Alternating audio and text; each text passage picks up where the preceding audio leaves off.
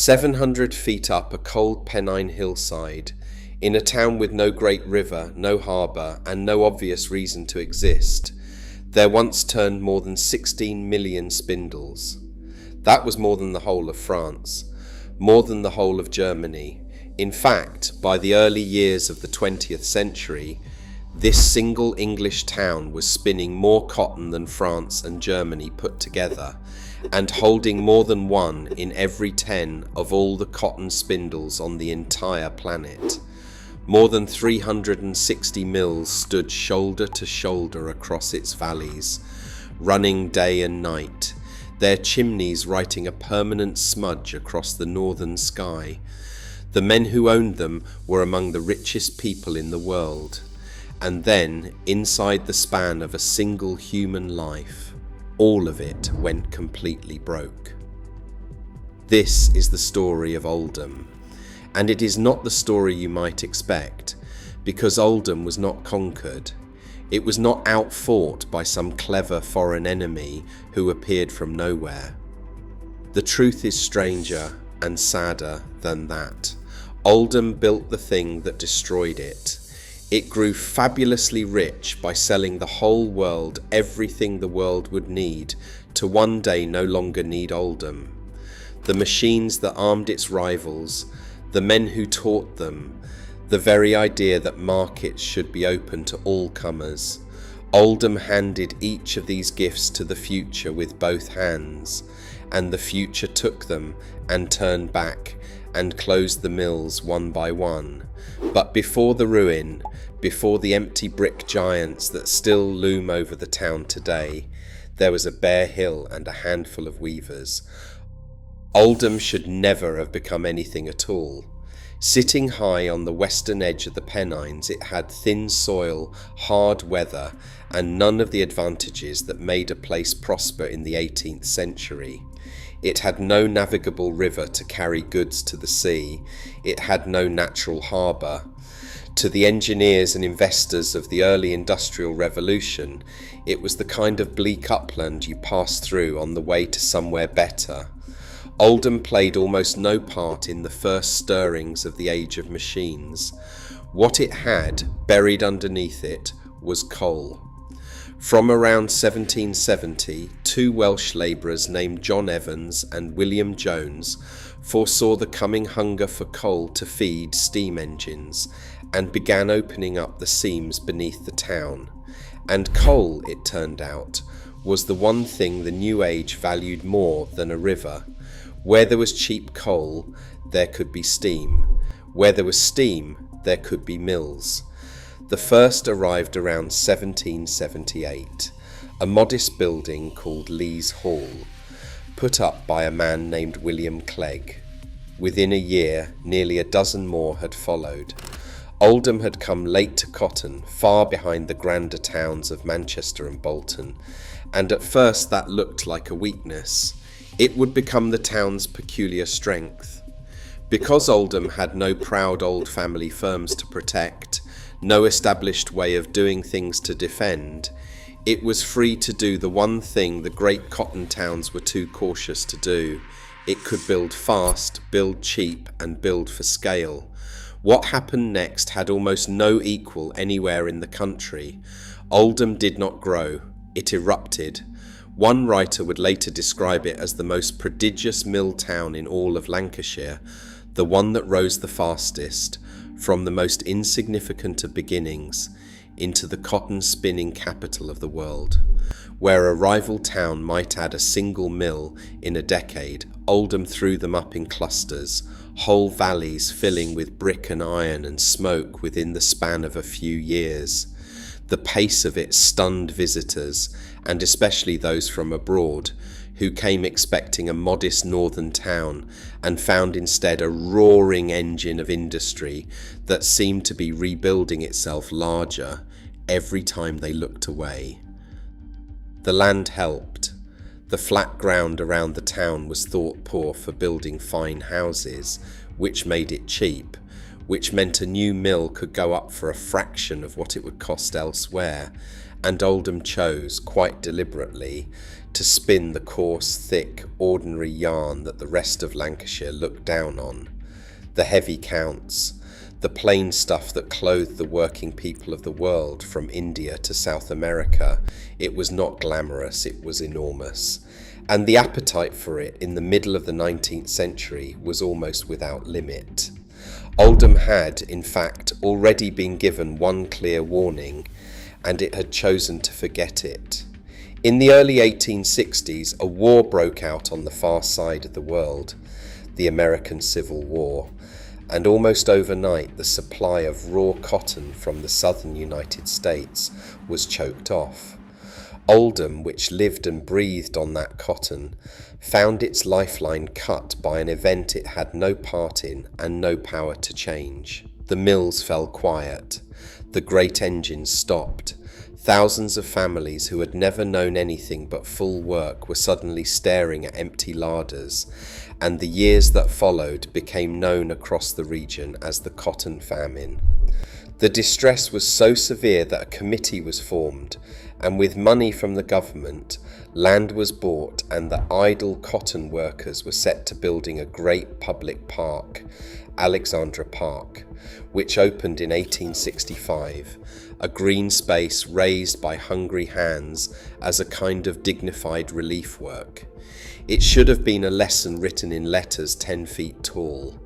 A town that stakes everything on a single thread, spun from a material it does not grow and cannot control, is a town living on borrowed time. Oldham saw the warning, survived it, and then went straight back to staking everything on the thread. The good years returned, and the fear was forgotten. To spin at that scale, you needed machines, and this is where Oldham's story turns from a local one into a global one. On the Vernith side of the town stood a works belonging to a firm called Platt Brothers. It had begun humbly, back in 1770, with a blacksmith named Henry Platt hammering out simple carding equipment. By the second half of the 19th century, it had become something close to a wonder of the industrial world. Platt Brothers built the machines that spun cotton. Above all, it perfected the self-acting mule, a spinning machine faster, longer, and more productive than anything its rivals could make. And it did not merely sell machines, it sold whole factories.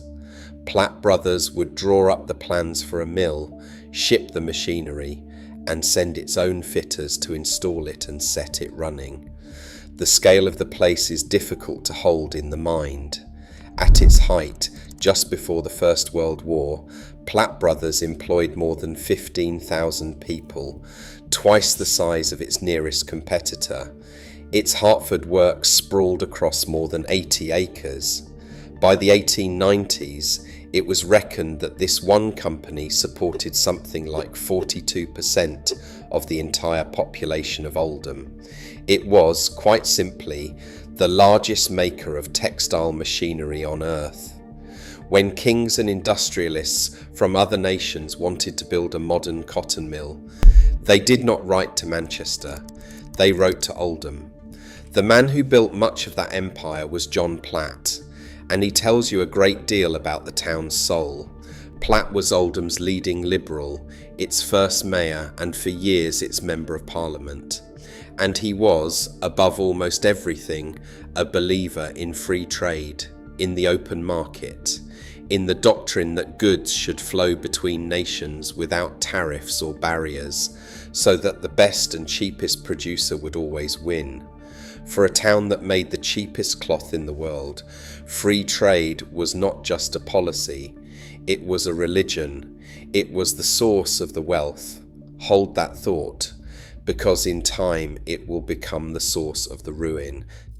Now the machines and the coal explain how Oldham could spin, but they do not explain the strangest thing about the town's rise, which is who actually owned it.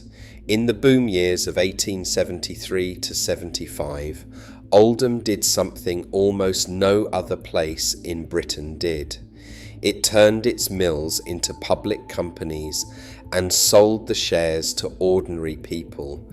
These were the famous Oldham Limiteds, roughly 100 new joint stock spinning companies floated in the space of a few frantic years, and the shareholders were not distant aristocrats or London financiers. They were the spinners and the mechanics and the shopkeepers of the town itself. A single share could be bought for around £5, within reach of a skilled worker earning perhaps 35 shillings a week. And the dividends those shares paid could run above 12%. Think about what that meant. A man could work a shift at the mule all day, then walk home part owner of the very mill he had just been sweating inside, and part owner of the one down the road as well, to spread his risk. It was said at the time that the whole town was rapidly becoming one enormous joint stock concern. Oldham had, for a brief and dizzying moment, invented a kind of people's capitalism, a town of small capitalists who employed one another. The wealth was real, and it was spread wider than almost anywhere in the industrial world, and the town swelled to match its ambition. Oldham had begun the century as a scattering of Pennine hamlets holding a few thousand souls. By the end of it, it was a dense industrial town of well over 100,000 people, drawn in from the surrounding countryside and beyond by the promise of steady wages and a share in the boom. Streets of tight terraced housing marched up the hillsides in the shadow of the mills, so that a worker might live a 2-minute walk from the machine that owned his days. The rhythm of the town was the rhythm of the mill. The knocker-up came round before dawn, tapping on the bedroom windows with a long pole to wake the spinners for the early shift, and the streets filled with the sound of clogs on cobbles, thousands of them, all moving in one direction as the whistles blew. Inside, the air was thick with cotton dust and heat and the deafening clatter of the mules, a noise so constant that many spinners learned to read one another's lips across the factory floor, and carried a partial deafness home with them for the rest of their lives. It was hard, and it was dangerous, and the children who scrambled under the moving machinery to tie broken threads paid a heavy price for it. But it was work, and it was money, and for a few remarkable decades it felt less like drudgery than like standing on the winning side of history. You could see it in the skyline. A dynasty of local architects, the Stotts, gave the town its unmistakable look, mill after mill after mill, tall rectangular brick temples with grand water towers and proud carved names. Cotton, Zenith, Elk, names carved in stone as if the men who raised them believed the good times would run forever. And why would they not believe it? Everything they could see told them they were living at the centre of the world. By the years just before the First World War, Oldham had reached a height that is genuinely hard to imagine now.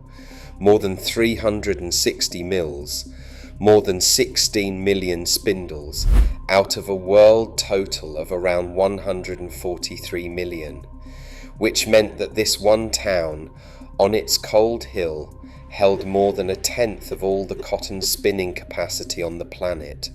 It spun more than France, it spun more than Germany, it spun more than the two of them combined.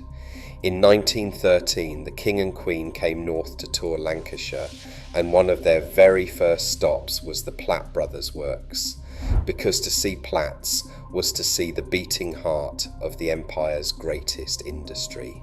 And a little earlier, in 1900, a young and ambitious politician had won his very first seat in Parliament as the member for Oldham. His name was Winston Churchill. Even the future was passing through this town. And then, at the top of the climb, Oldham built its masterpiece and its monument at the same time. In 1928, a great new mill called Elk Mill opened its doors, one of the largest textile factories in the country, The last of the giants, a cathedral of spinning mules holding more than 100,000 spindles. It was the highest point the town would ever reach. Everything after it goes down. So how does the richest cotton town on earth lose everything? To understand that, you have to go back and look again at how it grew rich, because the seeds of the collapse were planted in the years of triumph. They were the same seeds. Remember that Platt Brothers did not just build mills in Oldham, it built them everywhere. Its fitters travelled to India, to Brazil, to Japan, to Germany, setting up modern cotton factories that were the equal of anything in Lancashire. Oldham's own architects drew the plans for mills abroad. The town was not hoarding its genius, it was exporting it at a healthy profit to every corner of the world that could pay. And every one of those foreign mills, built with Oldham machines to Oldham designs, was a future competitor learning to stand on its own feet. There is a moment in this story so perfect it feels invented, though it is entirely true. In 1929, at the very edge of the collapse, Platt Brothers paid £100,000 for the patent rights to an ingenious automatic loom designed by a Japanese inventor named Sakichi Toyoda. The money from that sale gave Toyoda's family the capital to start a new venture. That venture was the beginning of Toyota. The Oldham firm that had armed the cotton mills of the world reached out one last time and helped fund the birth of one of the great industrial giants of the country that would help bury it. Oldham did not merely lose the future, it paid for it. The members of Parliament of the day understood, too late, exactly what had happened. The Japanese, one of them told the House of Commons in the 1930s, were our erstwhile pupils, the men who used to come and study in our technical schools and our mills, and who had now built a wonderful organisation of their own. Lancashire had taught the world to spin. The world had learned the lesson well, and it had learned it in classrooms and on factory floors that Lancashire itself had proudly thrown open. There was a second wound, quieter and more technical, and Oldham inflicted this one on itself as well. Across the Atlantic and then across the world, a newer way of spinning had taken hold, the ring frame simpler and cheaper to run than the old spinning mule, and well suited to exactly the coarse counts that Oldham specialised in.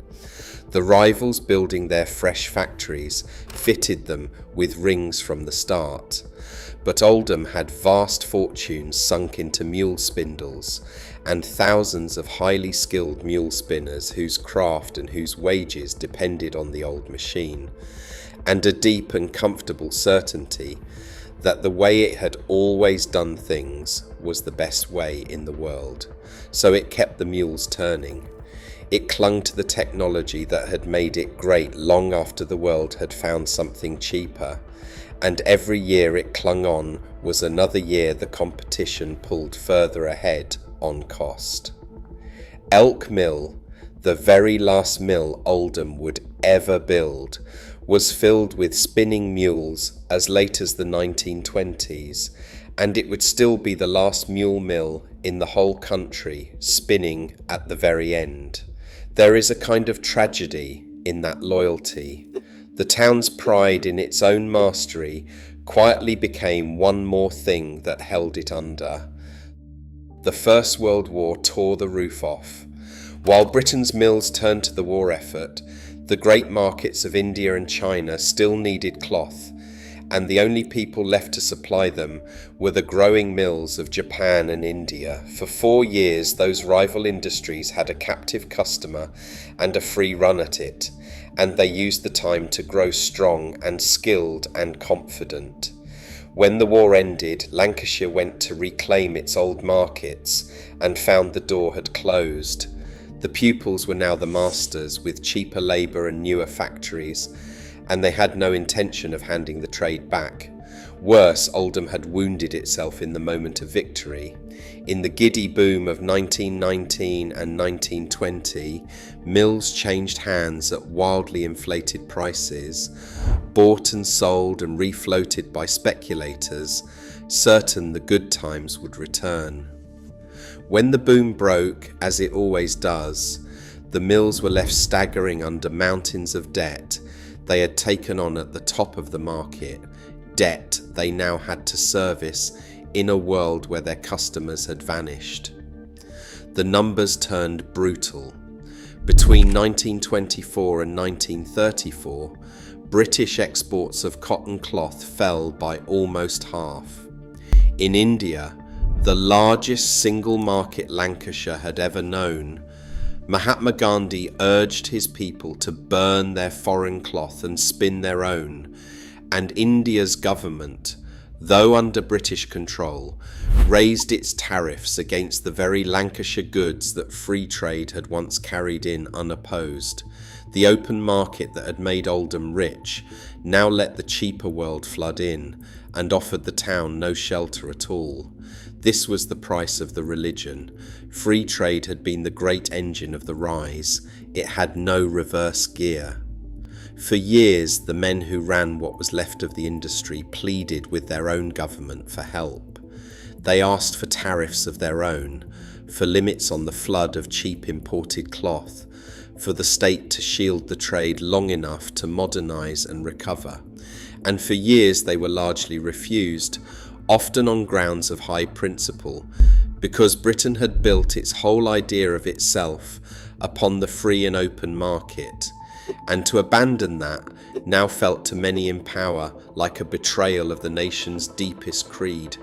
One angry voice in Parliament called it Tory freedom working its way through one more industry. Oldham had helped to write that creed. Its own John Platt had preached it from the benches of the House of Commons a lifetime before. And now the same doctrine that had once opened the world to Oldham's cloth stood guard at the door while the world's cloth came pouring in the other way, and no one in authority would close it. What followed was not a sudden death. It was a slow one, drawn out over decades, and in many ways that was crueler than any single catastrophe. One historian, looking back at what happened here, put it more plainly than any statistic could. When the fall finally came, he wrote, it was the town that crashed the hardest. And it did, because it had climbed the highest and staked the most. A place that has diversified, that has a dozen trades to fall back on, can absorb the death of one of them and carry on. Oldham had made itself into the purest expression of a single industry the world had ever seen, and that purity, which had been the engine of its glory, now became the mechanism of its ruin. There was almost nothing else standing to catch the town when cotton finally let go. From the late 1920s, the mills began quietly taking their spindles out of service. Companies failed. In 1929, the Bank of England itself stepped in and created the Lancashire Cotton Corporation, a body designed to buy up more than 100 failing companies, and in most cases to do the only thing left to do with them, which was to shut them down and break up their machinery for scrap. An institution had been founded at the highest level of the nation, whose main purpose was managing the industry's death with as little pain as possible. The Great Depression drove the knife deeper. Town after town in the Cotton Belt saw its unemployment climb into figures that would break a community. By the late 1950s, one government minister told Parliament that 300 mills had closed and 50,000 jobs had been lost in barely 4 years. Through the 1960s and 70s, it was said that a Lancashire mill closed, on average, almost once a week. Once a week, somewhere in the region, a whistle blew for the last time, and the machines fell silent, and men and women who had known nothing but the mill walked out of the gates for the final time. The government tried to help in its way, and the help tells you how far things had fallen. In 1959, Parliament passed the Cotton Industry Act, and its central purpose was to pay the mill owners to destroy their own machines. Millions of spindles were scrapped under the scheme, bought up by the state and smashed. because the country now had far more spinning capacity than it could ever use. The industry that had built the machines that clothed the world was now being paid by its own government to break those machines apart. There was one last strange chapter. In the 1950s and 60s, with local workers drifting away to easier and better paid jobs, the surviving mills recruited from across the Commonwealth, drawing thousands of workers from the Indian subcontinent and elsewhere to keep the night shifts running. For a short while it worked. New communities put down roots in Oldham and gave the dyeing trade a few more years of life. But the underlying disease was untouched. The cheaper cloth kept coming, and by the late 1950s, Britain, the birthplace of the industrial cotton trade, had become a net importer of cotton cloth for the first time in its modern history. Oldham held on longer than anyone. It remained the single largest centre of cotton spinning in the country until 1964, but holding on is not the same as recovering. The great firms went out like candles. Platt Brothers, the mightiest machine maker the industry had ever produced, the company that had armed the mills of the whole planet, closed its Oldham operations in 1982. And then, at the very end, there was Elk Mill. Elk Mill had been the last great mill built. The youngest of the giants opened in triumph in 1928. It was fitting and painful that it should also be nearly the last to close. It had been modernised again and again to keep it alive, but by 1998 it could no longer compete with the cheap imported yarn, and its owners, blaming an industry the country had refused to protect, shut it down. At the end of 1998, Elk Mill spun the last commercial cotton in a town that had once spun more than entire nations. The following year, it was demolished.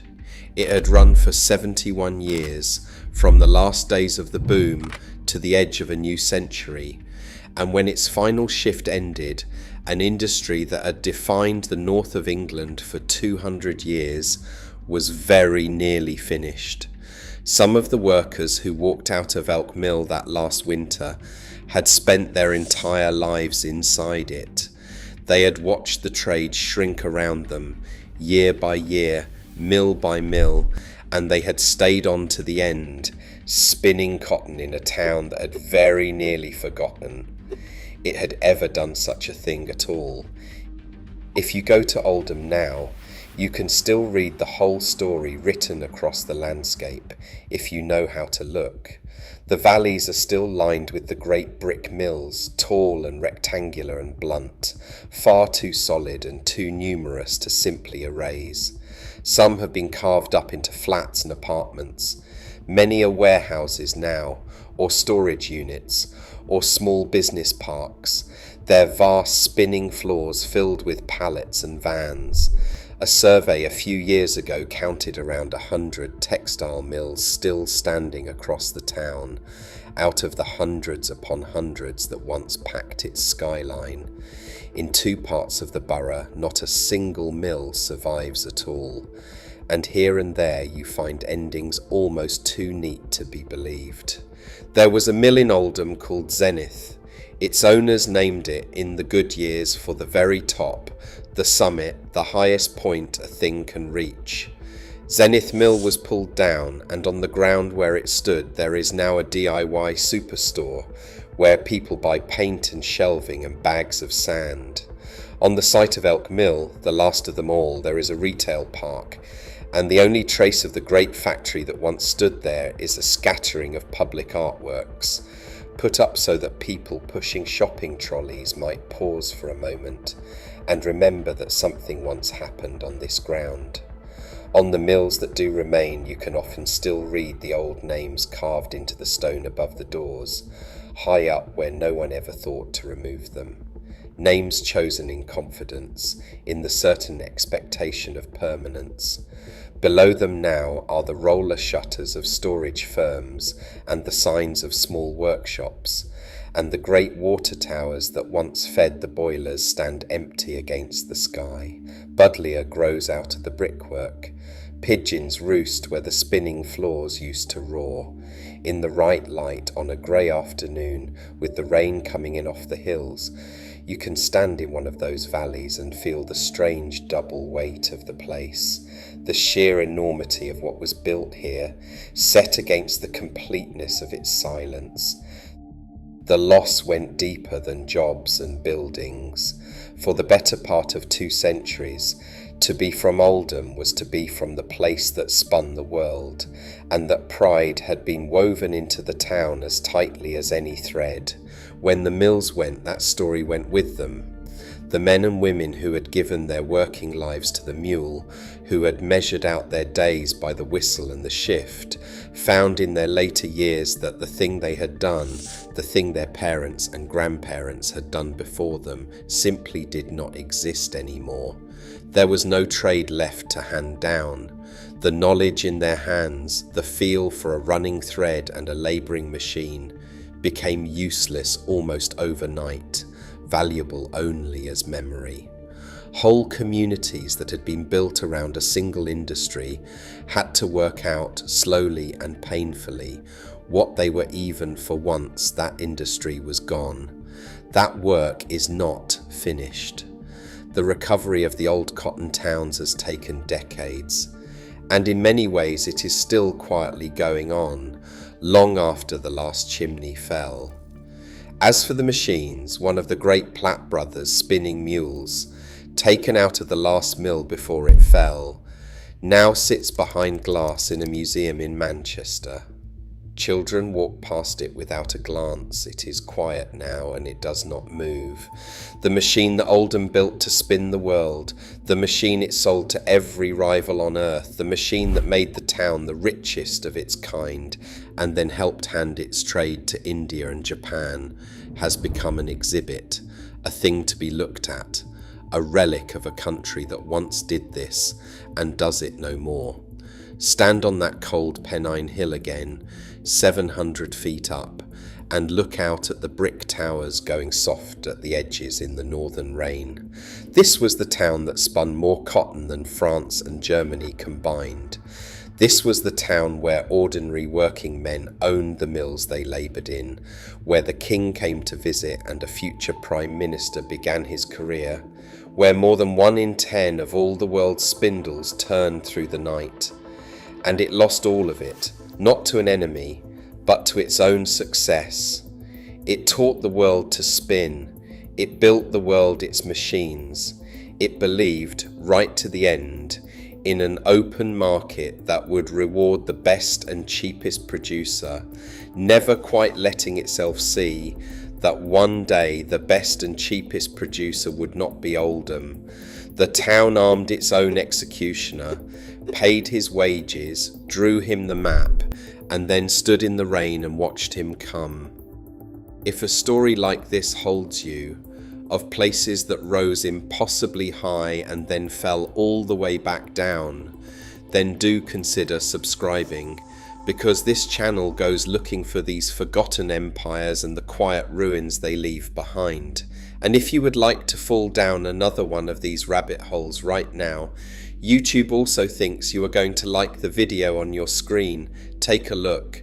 There is always another town with a story like this one, waiting to be remembered.